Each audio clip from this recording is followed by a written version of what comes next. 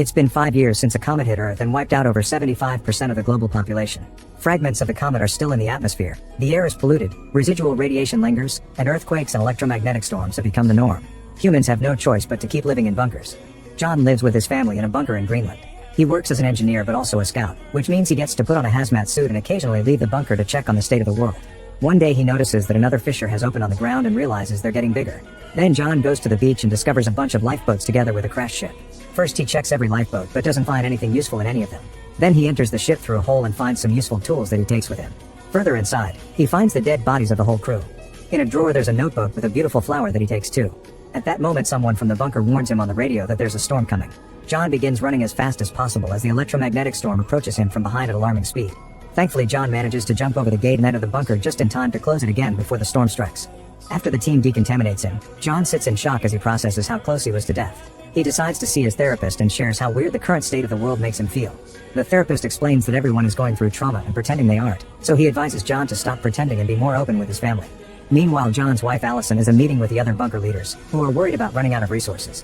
While Allison gets a note telling her that John returned safely, Dr. Amina shares some information that she's gathered with scientists from other bunkers regarding the crater left by the comet. The size and shape of the crater prevent radioactive storms from forming near it, and its depth keeps polluted air from getting in. This could potentially make it a safe area to live in. However, Adam reminds her that the crater is in southern France and there's a civil war across Europe. Suddenly an earthquake makes the whole bunker shake, but everyone simply waits until it's over and continues with their lives. In the meeting, someone realizes that earthquakes have been happening more often lately. Amina explains that the tectonic plates are shifting again and causing more activity in the area, but a soldier says that if the bunker survived the comet, it can also survive this. Then Allison reminds everyone that they've received a distress signal from outside. Adam replies that they don't have the resources to bring in more refugees, not to mention the risk of diseases, so he wants to drop the subject. However, Allison reminds him that every decision must be voted for. Hands are raised and most of the group is on Allison's side, so they agree to send out a snowcat tomorrow. Later, while John is busy fixing the pipes in the bunker, his son Nathan is found outside by Allison, who angrily scolds him and reminds him of how badly John coughs every night as a result of his scouting. During dinner, John gives Allison the flower he found on the ship. Then she makes Nathan confess that he went outside and John gets angry too, scolding him until Nathan leaves the table. The couple then decides to dance, although Allison is worried to hear John cough again. In his room, Nathan uses a flashlight and the holes he made in his sheets to make stars appear on his ceiling, pretending he's outside looking at the sky. The next day John finds some cracks on the bunker walls. Meanwhile, the snowcat goes out and rescues a bunch of survivors. On their way back, the team calls the bunker to ask for permission for a second trip since they had to leave people behind because they didn't have enough room for everyone on the snowcat. Adam immediately disapproves, reminding everyone they don't have enough space or resources. At that moment another earthquake hits the area and they lose connection with the snowcat. The bunker is shaken more than usual, causing both people and furniture to fall. Suddenly various spots in the ceiling begin to collapse in multiple rooms, trapping and injuring several people. Some rubble hits John in the head and the dust makes his coughing worse, but a friend comes to help him out of the corridor. The alarm goes off as the bunker is shaken again and an explosion can be heard nearby. John rushes to the office to rescue Allison, who was hit by the rubble too. He helps her stand up and together they go looking for their son. They find him in his room with a mask on, but he still has trouble breathing. John tells his family to pack as much as possible while he goes looking for more masks so they can leave. People are panicking and running all over the bunker, but John still manages to reach the lockers and comes back with some masks. Nathan immediately starts feeling better, so the family starts making their way out. Since the shaking continues, the walls are beginning to crumble too. A desperate crowd is gathered at the exit, which is only partially open. They won't be able to leave through this door, so John guides his family to the east tunnel. Unfortunately, they discover the tunnel has collapsed, but since this is their only choice, John makes his family crawl under the rubble. The shaking almost causes the debris to fall on them, but they move fast and manage to cross the tunnel to find the other door. John presses a button to open it, and the powerful engine causes the room to start collapsing faster. The family runs quickly and makes it outside safely. Survivors are running all over the place while geysers start to shoot water. The couple loses sight of Nathan and runs back to find him helping a fallen Amina. The family brings her with them as they run to the beach, where the survivors are climbing on the boats to try to escape. So many people pile up that one of the boats ends up falling on its side, causing the crowd to fall into the water. Some desperate survivors use the chance to try to steal Adam's mask, so Allison and John run to help him. A guy jumps on John and manages to steal his mask before he and Allison drag Adam to the shore. There's only one boat left, so John guides his family and a few survivors to board it quickly. Allison wants to bring as many people as possible, but the pilot points out that too much weight would make the boat sink, so they have no choice but to close the door in people's faces. The survivors outside cling to the boat until it finally takes off. At that moment a huge wave appears and hits the beach, killing all the survivors who couldn't escape. John's boat is thrown around by the wave too, but luckily the pilot pushes through and they continue to sail safely. Moments later John uses a device to confirm that the air quality is good here, so they can take off their masks. Then the group discusses where to go, and since Iceland is gone, they agree their closest destination is England. A few hours later the boat stops working. John takes a look at the engine and manages to fix it, so they can keep going. When night falls, Nathan is happy to finally see the stars. A few days later the boat stops again because it's out of gas.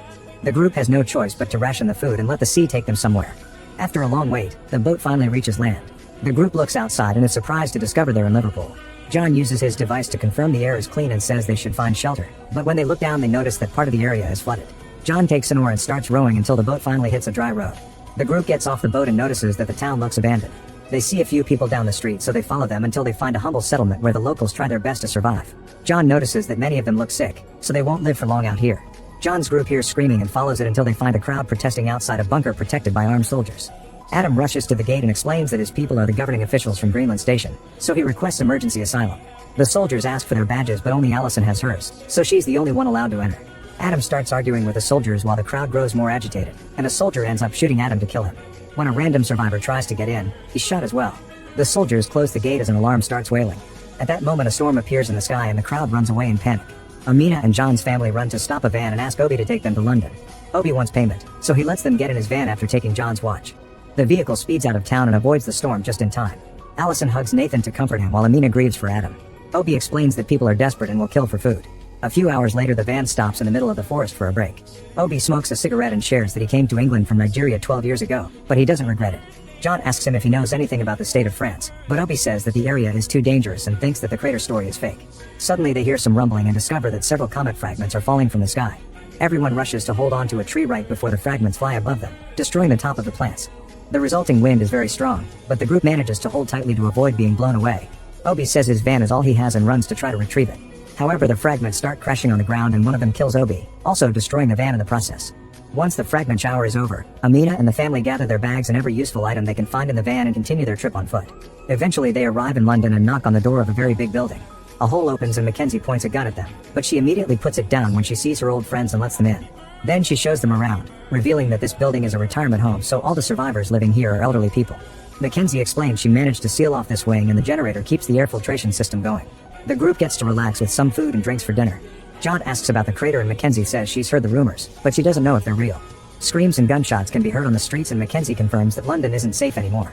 Later Allison tries to sleep but she keeps hearing John coughing in the bathroom. When she looks in the sink, she discovers blood. John tries to claim it's a normal nosebleed but Allison doesn't believe him, so John reveals his secret.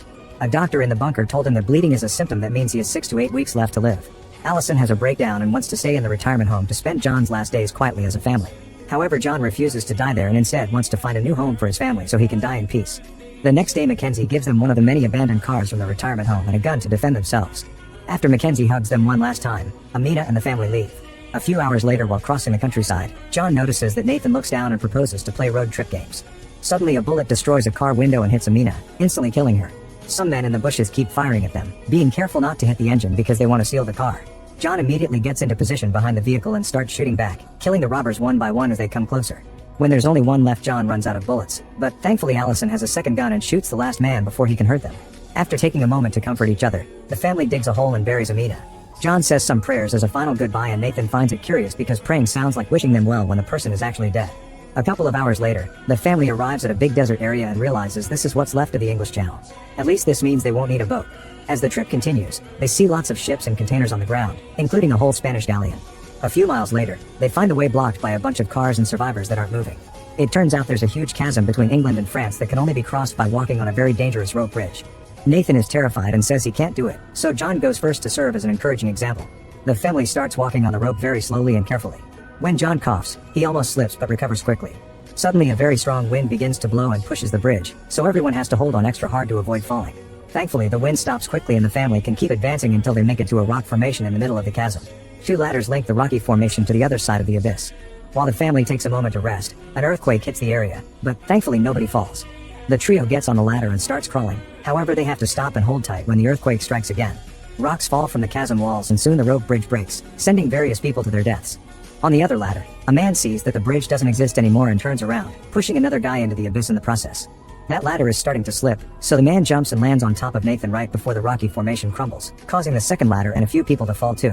The desperate man can't hold on and also slips to his death, but Nathan grabs the edge of the ladder and his parents help him climb back. The rest of the rocky formation is crumbling too, so the family hurries up and finally reaches France safely. Now the trip continues on foot. However, no matter how much they walk, they just keep seeing a wasteland. Suddenly they hear a gunshot and find Dennis pointing a gun at them. He lowers it when he realizes that they aren't robbers and offers to take them to his home. Minutes later, the group makes it to northern France. Dennis is currently living in an old factory, which he's powering with the engine of a car that in turn is powered by solar panels. He introduces them to his daughter Camille and his wife, who is mute and wheelchair bound because the radiation affected her nervous system.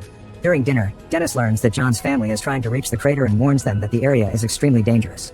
Only 2 cities are standing and people are fighting for control of the crater, including the remnants of the French army. Camille takes Nathan to her room and shows him all the cool stuff Dennis has scavenged from other buildings. In return, Nathan shows her his star sheet. The next morning, Dennis gives John a map and points at the least dangerous path. He also shares the name of a friend in the army and gives John an old photo so they can prove they know him, which hopefully will get them help. Suddenly Dennis starts crying as he asks John to take Camille with them. He wishes he could take her to the crater himself, but he must take care of his wife. John hesitates, but Allison agrees. Afterward, Camille shares a tearful goodbye with her parents and leaves with John's family in Dennis' van. After a few hours of driving, Allison notices that the teens are in a bad mood and decides to stop so they can take a break. John starts a game of Would You Rather and this improves everyone's mood. Suddenly some vehicles appear on the road and a bunch of soldiers surround them. Camille mentions the name of her father's military friend and convinces the soldiers to help them cross the area. By nighttime, the group reaches a war zone where the army is fighting insurgents. A soldier guides them behind the line so they can sneak through the forest without being seen. They have to stop moving when something explodes near them, but then they keep going and cross a wire fence to reach a more dangerous area. Now they have to run as fast as possible to avoid the bullets and explosions happening around them. Soldiers are dying all over the place and the family even watches a man catch on fire. Their guide calls the bunker to inform them that he has civilians, and his teammates tell him to keep moving while they provide cover. The group continues to advance and finally reaches the trenches, where John almost collapses as he coughs. As they walk through the trench, the family has to dodge many bodies and see more soldiers being shot.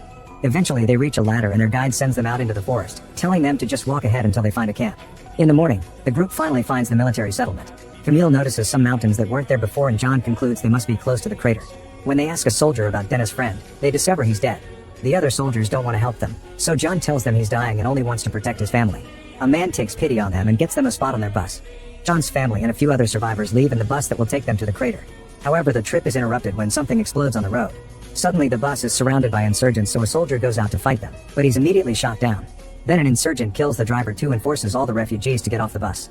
John sends his family out but stays behind to jump on their insurgent and start a fight. Another armed man wants to help his partner, but a refugee hits him in the head with a rock to bring him down. Inside the bus, 2 gunshots are heard. John comes out victorious with the gun but also reveals he was shot. Everyone boards the bus again and Nathan keeps pressure on John's wound while Allison drives. Moments later they make it to the top of the new mountain and the family helps John walk until they find the crater. The rumors turn out to be true. The crater is a beautiful place with fertile land and no contamination, perfect to start rebuilding.